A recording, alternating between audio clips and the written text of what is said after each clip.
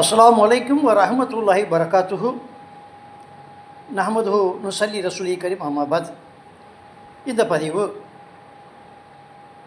சென்னையைச் சேர்ந்த முகமது யாக்கூப் என்பவர் தான் கனவை வைத்து தான் மஹ்தி என்று சொல்லக்கூடிய அந்த பதிவு வாட்ஸ்அப்பிலும் மற்ற வலைதளங்களிலும் பரவிக் கொண்டிருக்கிறது. அது தவறு என்று வேலூர் பாக்கியத்து சாலியா அந்த மதர்சா அவருக்கு அளித்த பாக்கவி என்ற பட்டத்தை திரும்ப பெற வேண்டும் என்று இருப்பதாக அந்த கடிதம் வாயிலாக நாம் அறிய முடிகிறது. மஹதி என்பவர் யார்? மஹதி என்பவரை பற்றி சரியான ஹதீஸை விட அதிகமான கட்டுக்கதைகள் உலாவி வரக்கூடிய சூழ்நிலையை நம்ம பார்க்கிறோம். மஹதியை பொறுத்தவரையில் எம்பெருமான் ரசூல் கரீம் ஸல்லல்லாஹு அலைஹி வஸல்லம் அபுதாபில் 4284 ஹதீஸாக பதிவு செய்யப்பட்டது. என் வழித்தோன்றல் ஃபாத்திமாவின் வழியிலே வருவார் அப்படின்னு சொல்லியிருக்கிறாங்க. அடுத்தபடியாக சொல்லியிருக்கிறாங்க, அவர் தந்தை பெயரும் என்னுடைய தந்தை பெயரும் ஒன்றாக இருக்கும். அநீதியால் நிரப்பப்பட்ட பூமியில் நீதியாக நிரப்புவார் என்பதாக அபுதாபில் 2வது பாகம் 508வது ஹதீஸை பார்க்கிறோம்.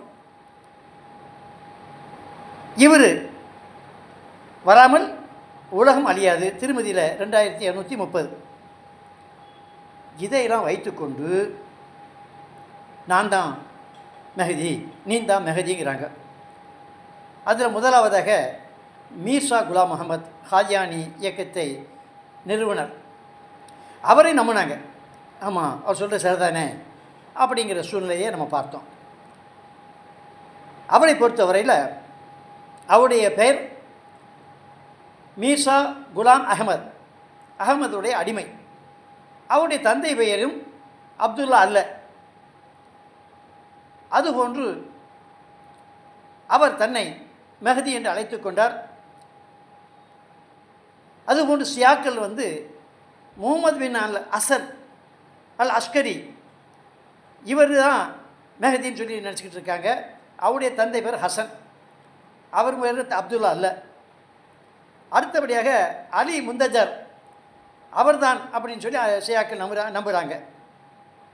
இது ஒரு முறை இருக்க, நம்ம தருமபுரி மாவட்டத்தில் பாலக்காடுன்னா கேரளா, பாலக்கோடு, இவர்கள் மஹதியான்னு ஒருத்தர் இருந்தார். அதை நம்பிக்கிட்டு இன்னும் அந்த மக்கள் மஹதியாக்கள்ங்கிறதுல இருக்கக்கூடிய சூழ்நிலையை பார்க்குறோம்.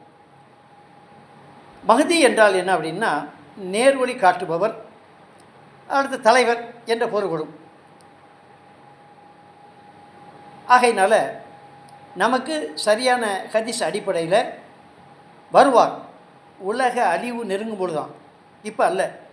எத்தனையோ விஷயங்கள் இன்னும் நடைபெறவிருக்கிறது, புரிந்து கொள்ள வேண்டும்.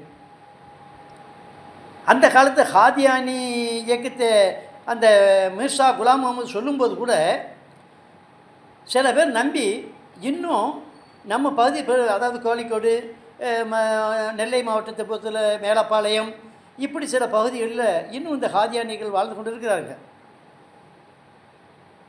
ஏன் அப்படின்னு கேட்டிங்கன்னா, இன்னும் நம்புகிறாங்க அவர் தான் மெஹதி அப்படின்னு சொல்லிக்கூடிய சூழ்நிலை பார்க்குறோம். ரசூல் கரீம் சொன்னார்கள், நம்ம நம்ப வேண்டும்.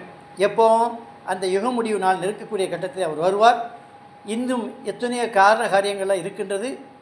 ஆகையினால் இது போன்று வரக்கூடிய வதந்திகளையும் தான் மெஹதி என்று சொல்வார்கள், நான் ஒரு நபி என்று சொல்வார்கள், இதெல்லாம் இப்படி தோன்றுவார்கள். ஏற்கனவே ரசூல் கரீம் ஸல்லல்லாஹு அலைஹி வஸல்லம் முன்னறிப்பு செய்திருக்கிறார்கள். வரக்கூடிய செய்திகளை ஆராய்ந்து நமக்கு சரி என்று தெரிவதை மட்டும் நம்ப வேண்டும். அதற்கு நமக்கு ஆதாரம் குர்ஆன் ஹதீஸ் மட்டுமே என்று சொல்லிக்கொண்டு இந்த உரையை நிறைவு செய்கிறேன். வாஹிர் தவானா அல்ஹம்துலில்லாஹி ரப்பில் ஆலமீன். அஸ்ஸலாமு அலைக்கும் வரஹ்மத்துல்லாஹி வபரகாத்துஹு.